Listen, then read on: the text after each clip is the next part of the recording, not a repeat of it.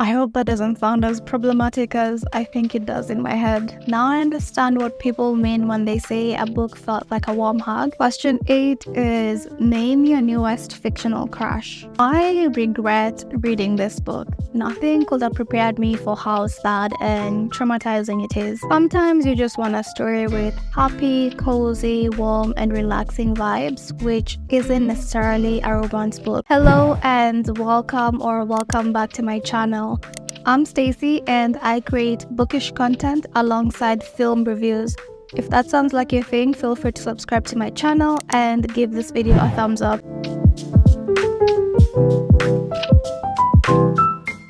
We've already passed the halfway mark of 2024 and that is wild, but that makes it a great time to reflect on your bookish adventures and see how much you've read. So far, I've read 20 books this year, and at first I didn't think that was a lot until I looked at my 2023 stats and I realized that's way more than I read in 2023. I've seen this stat done by a lot of booktubers and I thought it would be fun to do one myself. So let's get on with my media-ish book freakout tag, where I'll be answering some questions about books that I've read so far in 2024. In total, there are 13 questions, and the first question is, what is the best book you've read so far in 2024? The best book I've read so far in 2024 is Piranesi by Susanna Clarke. It's a unique and fascinating story that tackles topics like mental health, emotional and psychological manipulation, human resilience, finding joy in life, and living in the moment. Piranesi is about a man named Piranesi who finds himself living in a house that has a lot to explore. The house is a labyrinth of sorts, and even though Piranesi has lived there for a very long time, he hasn't managed to explore all the rooms or spaces in the house. Aside from Piranesi, there is only one other person who lives in the same house, and Piranesi has named this person the Other. Piranesi is an adventurer who enjoys exploring the house to see what he'll discover next, while the Other is more into scholarly pursuits, with his latest research focusing on the mysterious house that seems to go on and on. The two lead separate lives, but they meet on set days to discuss what they've discovered about the house. For the most part, the Other basically documents while Piranesi shares any new information that he has learned. And as it goes, where there's a mysterious house, there are secrets, and we follow Piranesi as he learns that there's something more to the house than he can immediately perceive, and he tries to figure out what the hell is happening in this house. There's so much to this story that is difficult to put into words, but it's definitely one that is worth reading, and the less you know, the better your reading experience will be. One thing I loved about this story is that I had no idea what was going to happen next, and I had no clue how everything would end. Piranesi is like the antithesis of romance books. From chapter 1, it's always obvious who is gonna end up with who in romance books. Just to be clear, I am not saying that is a bad thing, it's just part of the fun of reading romance. But with Piranesi, until the author reveals what is going on, you just do not know. Half of the time, I sincerely did not know what was happening, but by the end, all the pieces fell into place, and all I can say is it was a novelty reading Piranesi, and I loved every single moment. Question 2 is, what is the best sequel I have read so far? I do not have an answer for this because I haven't read any sequels so far, but I do have a sequel that I plan on reading in the future. That would be Bookshops and Bonedust by Baldree, which is the sequel to Legends and Lattes. This is a high fantasy, low stakes kind of book, and books like this are what would make me cancel plans and stay home just to finish the story. There is absolutely nothing not to love about this book. It's a relaxing, cozy story, and now I understand what people mean when they say a book felt like a warm hug, because Legends and Lattes felt exactly like that. And naturally, I have to read the sequel. Question 3 is, what are some new releases I haven't read yet, but I want to? There are a couple of romance books that I have seen some of my favorite booktubers gush over that I would like to read. These are Just for the Summer by Ali Jimenez, Funny Story by Emily Henry, Not in Love and Bride by Ali Hazelwood, Novel Love Story by Shelley Poston, This Could Be Us by Kennedy Ryan, and How to End a Love Story by Yulin Kuang. Kuang. I'm sure there are more on that list, but these are the ones that come to mind. I've never read anything by Ali Jimenez, but I've only had good things about her writing. Specifically, how she's able to create characters, stories, and settings that feel so much like real life. That sounds like the kind of stories I like to read, so I'm excited to read just for the summer. I've already read it, but I wrote the script before I read it, and now that I've read it, it was amazing. I gave it 5 stars. Emily Henry feels like an author whose stories are for everyone and anyone. There's literally something for everyone among all the books she has published, which is a lot. So far, I have only read 2 books by Emily Henry, which are People We Meet on Vacation and Book Lovers. I loved both of them, but if I had to pick a favorite, it would be Book Lovers. Another Emily Henry book that I do plan on reading is Happy Place, but since that was a 2023 release, I think I'll start with Funny Story, which is a 2024 release. Ali Hazelwood is another author that I've only read 2 books from. The first book that I read was The Love Hypothesis, and I genuinely enjoyed it. I think it's a viral book and maybe one of her most successful books. The second book that I read was Love on the Brain, and I hated it. So I want to read Ali Hazelwood again just so that I can become a fangirl, because I really did love The Love Hypothesis, and I feel like Love on the Brain was just one bad experience, but maybe if I read more of her books, I'll still love them. If I can predict, I know Not in Love is an erotica, so that might not be up my alley. Maybe I'll enjoy it, but not like have it as a favorite. But I think Bride will be up my alley because it's more, if I'm not wrong, it's more like a supernatural kind of love story, and that used to be my thing when I was a teenager, and I think I haven't outgrown it. I just stopped reading such books.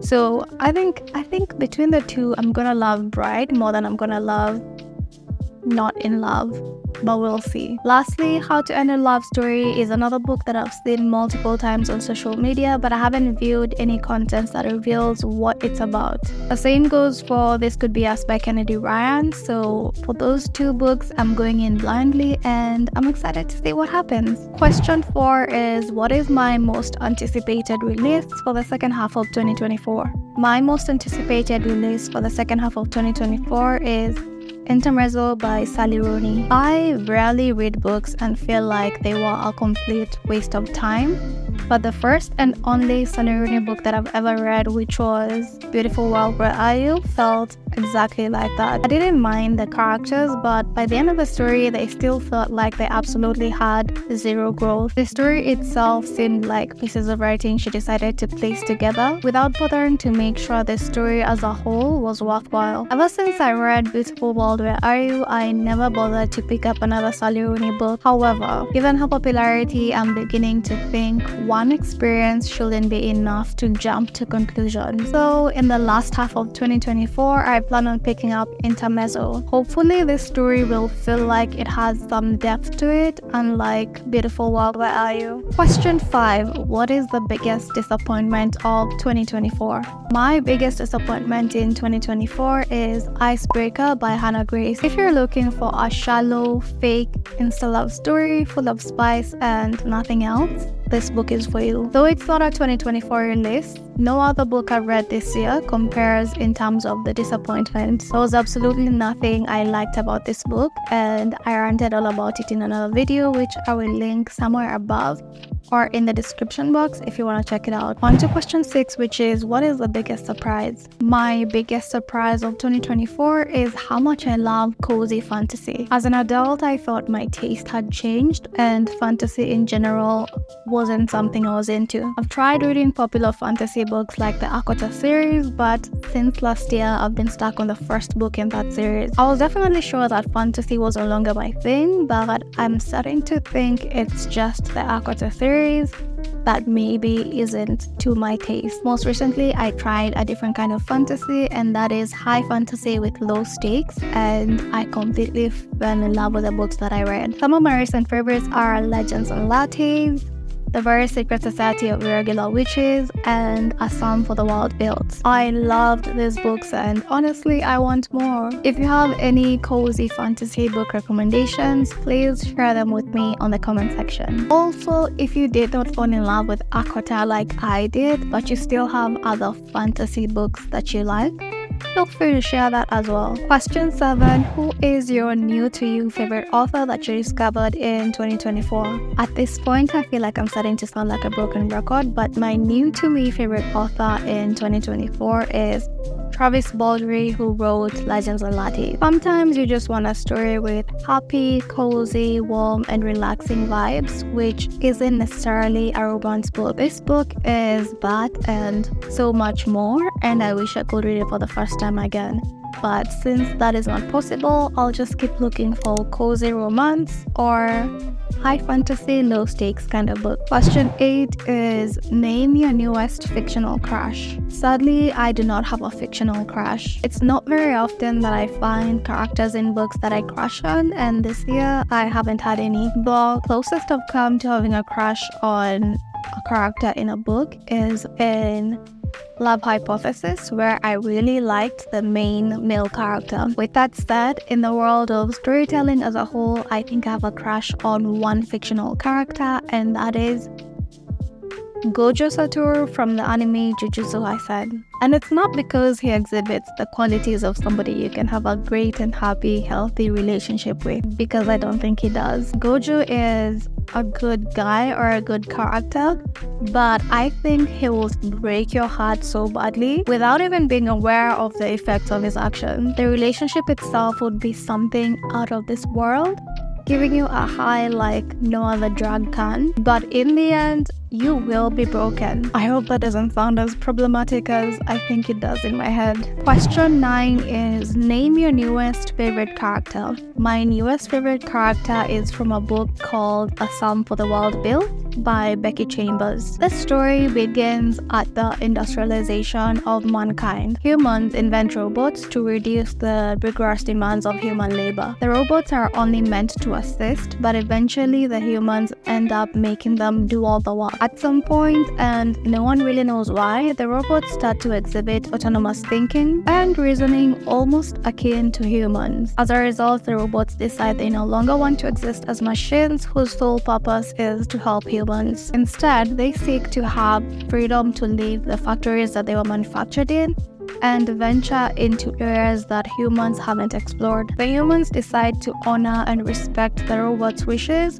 so they do let them go. After that, no new robots are created because no one figures out how the original developed independent thinking. So to avoid history repeating itself, they decide that is it for robot manufacturing. Meanwhile, the robots that left the human settlements make a pact with each other, and that is that at some point they will return to the human settlements and ask one question: do you need help with anything? If humans need help, they will assist them, and once the help is given, they are going to return to their homes, which are far away from human settlements. In this story, we meet one particular robot who has been assigned the task of going to the human settlements and asking each human, do they need help with anything? It has been years since humans last saw robots, so they have faded into myth and legend. The first human that the robot encounters is a tea monk, and you would think the answer to the question, do you need help with anything, would be very straightforward. But it turns out the answer to the question, do you need help with anything, is not as straightforward as the robot thought it would be. I found myself loving the robot because its persona was like that of a person who is always in high spirits, curious about everything, and full of life, making them magnetic because of their positive nature. As I followed the tea monk and the robot on their adventure, as each of them tried to figure out how they can help each other, I just continued to find the robot more endearing till the very end. Aside from the beautiful message about life that this book leaves you with, part of what made it wonderful for me was the robot. Question 10. Name a book that made you cry in 2024. This is an easy one. A book that made me cry in 2024 is A Little Life by Hanya Nagihara. By the way, a lot of the books that I mentioned in this video are not 2024 releases. They just happen to be books that I read this year. I regret reading this book. Nothing could have prepared me for how sad and traumatizing it is. I read it at the beginning of the year, and up to now I still think about it from time to time. I am in awe of Hanya Nagihara because creating a story like this can't be easy. After I finished reading this book, I watched a couple of interviews that she did, and in one of them somebody asked her if she cried while writing this book, and she said no, not even a little bit. It is honestly the saddest, most tragic story ever, and I can't even say there was any hope in it. Maybe the hope was in the resilience showcased by the characters, but either way, this stuff was just too dark. Not to say that it's a bad book, it's definitely not a bad book, but maybe the best audience for it is somebody that won't cry just like she did when she was writing this book. So honestly, if books affect you deeply, whether they're sad ones or happy ones, maybe you should skip this book. I have personally decided that I am never reading another book that is said to be as sad as A Little Life. I'll stick to happy books and stories whose sadness stays within the fictional confines of the book instead of feeling like they seep into reality. Question 11 is, name a book that made you happy in 2024. Based on my answers in previous questions, that is an obvious one. A book that made me happy in 2024 is Legends and Lattes by Travis Baldree. I think I gave it 5 stars on my Goodreads. Question 12. What is the most beautiful book you've bought or received in 2024? I am an e-reader kind of girl, so I rarely buy physical books. I also can say that I have friends or people in my life who are bookish people, so I hardly ever receive books as gifts. But if I was to buy one, it would be this edition of the Bridgerton series. I've seen them in a couple of book review videos and they are beautiful. I'm not super into the Bridgerton books, mainly because they have a lot of problematic writing, but I don't necessarily hate them either. I did enjoy them while reading them, but the problematic writing is not something that I can forget. I am, however, a huge fan of the Bridgerton series on Netflix. I think aside from season 1 with the Daphne and Simon rape situation, the Netflix series has done a really great job when it comes to removing all the toxic aspects of the books and just leaving the beautiful story that is in the Bridgerton books. That said, buying this particular collection of the Bridgerton books would be solely for the reason that they are so darn aesthetically pleasing. If this version didn't exist, I don't think I would care to buy any of the Bridgerton books. And the last question, question 13. What books do you really need to read by the end of the year? I am a huge fan of the Netflix series Heartstopper. I know the next season is coming out towards the end of the year, so I want to make sure I read the books before the next season is released. If you're a Heartstopper fan, stay tuned for a Heartstopper vlog by me. That is it for the media book tag. If you enjoyed this and you would like to see more bookish content, feel free to subscribe to my channel, give this video a thumbs up, and leave me a comment below. Thank you so much for watching, and see you in the next one.